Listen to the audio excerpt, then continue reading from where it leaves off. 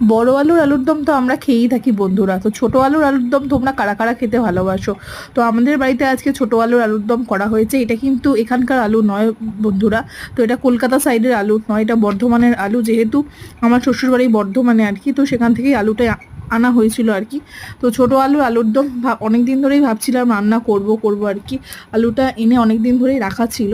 তো যে আলুগুলোকে ভেজে নিয়ে তো ভালো করে আলুর দমটা করবো। তো তোমরা এরকমভাবে আলুর দম কারা কারা খেতে পছন্দ করো অবশ্যই কমেন্ট করে জানাবে বন্ধুরা। তো আমাদের কিন্তু এরকম ছোটো আলুর দম খেতে ভালোই লাগে। তো এই সাধারণত এই আলুর দমগুলো শীতকালেই বেশি খাওয়া হয়। তো গরমেও যেহেতু আমাদের মানে আলুর চাষ এবারে খুব ভালোই হয়েছে, তো ছোটো আলু শ্বশুরবাড়ি থেকে আনা হয়েছিল।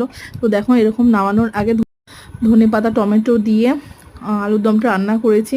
তো তোমাদের কাদের কাদের ভালো লেগেছে আলুর দমটা দেখতে অবশ্যই কমেন্ট করে জানাবে। আর খেতে হলে অবশ্যই একটা লাইক শেয়ার করে দিও ভিডিওটা। চলো টাটা।